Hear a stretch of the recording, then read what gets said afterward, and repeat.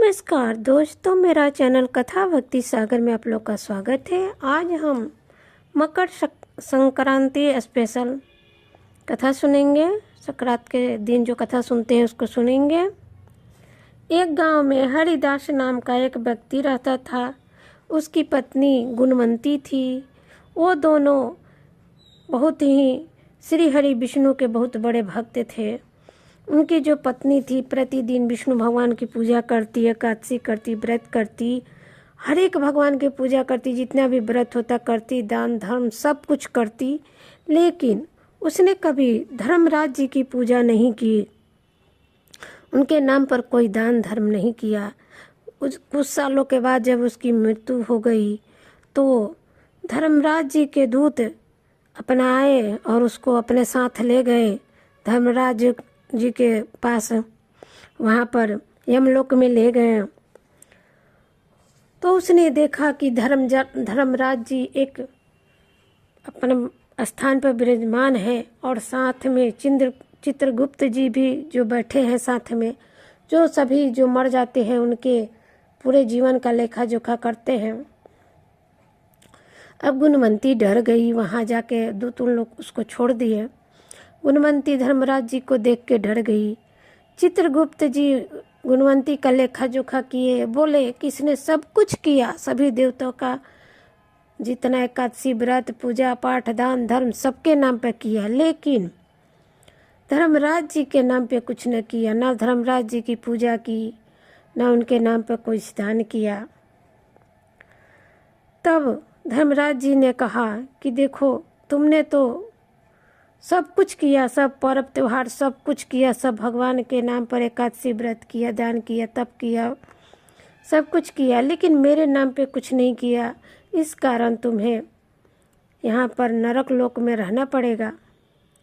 तब बहुत ही विनम्र भाव से गुणवंती बोली कि प्रभु, मैंने आपके पूजा की विधि नहीं जानती, न किसी ने कहा ना सुना, इसीलिए मैंने ये नहीं किया।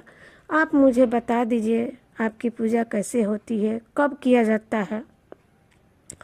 तब धर्मराज जी ने कहा कि सूर्य भगवान के उत्तरायण में जाते ही जो महादशी मकर संक्रांति आती है, उस दिन से मेरी पूजा शुरू हो जाती है और पूरे 1 साल तक जो मेरी पूजा करते हैं, कथा सुनते हैं, मेरे नाम लेकर दान पुण्य करते हैं, गरीबों को पंडितों को भोजन कराते हैं, उन्हें सभी कष्टों से मुक्ति मिलती है और मरने के उपरांत स्वर्ग की प्राप्ति होती है। ये कार्य तुमने नहीं किया।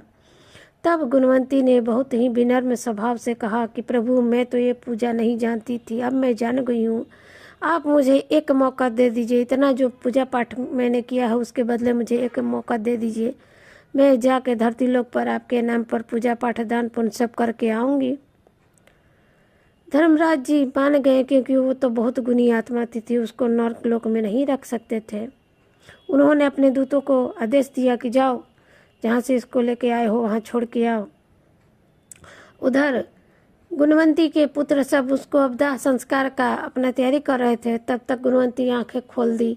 सब लोग खुश हो गए, उसके बच्चे खुश हो गए कि माँ जिंदा हो गई, माँ जिंदा हो गई। फिर गुणवंती ने अपन सारी बात अपने पति और पुत्र को बताया और जब मकर संक्रांति का दिन आया, उस दिन से उन लोग पूजा पाठ करना शुरू किया। प्रतिदिन गुणवंती अपना कथा सुनती, पूजा पाठ करती, साल भर पूजा की और साल भर के बाद फिर धर्मराज जी के दूत आए तो उसको बहुत ही आदर पूर्वक ले जाके स्वर्गलोक में छोड़े और स्वर्गलोक में सभी देवता ने उसका स्वागत किया।